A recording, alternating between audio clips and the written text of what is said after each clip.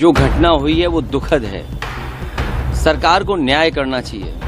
उन loud speakers पे क्या बजाया जा रहा है, अगर ये बात मैं कहूँ तो हो सकता है सरकार कुछ और बात कहे, लेकिन कम से कम प्रशासन को ये ध्यान रखना चाहिए था कि आखिरकार क्या बजा रहे हैं। बहराइच को लेकर के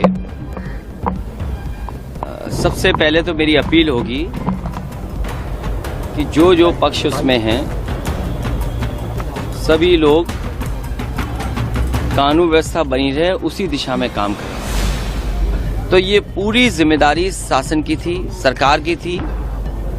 शासन की चूक की वजह से इतनी बड़ी घटना हुई। दुर्गा प्रतिमा विसर्जन और फिर मच गया बवाल। देखते ही देखते उत्तर प्रदेश का बहराइच सुलग उठा। रविवार को शुरू हुआ ये विवाद सोमवार को और भी उग्र हो गया।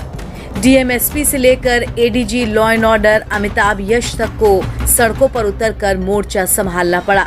हालात इतने बिगड़ गए कि लोग सड़कों पर बेकाबू नजर आए और इस स्थिति से निपटने में प्रशासन के बड़े बड़े अधिकारियों के पसीने छूट गए।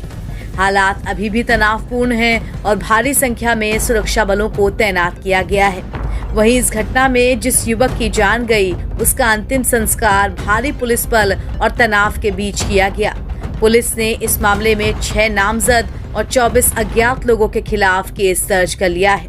पुलिस ने इस मामले में अब तक कई लोगों को हिरासत में भी लिया है। इस बीच इस घटना को लेकर सपा प्रमुख और यूपी के पूर्व मुख्यमंत्री अखिलेश यादव का बयान सामने आया है। अखिलेश यादव ने इस घटना को दुखद बताया और इसको लेकर योगी सरकार पर जमकर निशाना साधा। जुलूस के दौरान लाउड स्पीकर पर क्या बज रहा था, इसका जिक्र करते हुए अखिलेश यादव ने इस घटना के लिए शासन प्रशासन की नाकामी को जिम्मेदार ठहराया है। सरकार को न्याय करना चाहिए। एक चौकी इंचार्ज या वहां पर मौके पे कोई और छोटा अधिकारी हट जाए, उससे कानून व्यवस्था नहीं संभलेगी।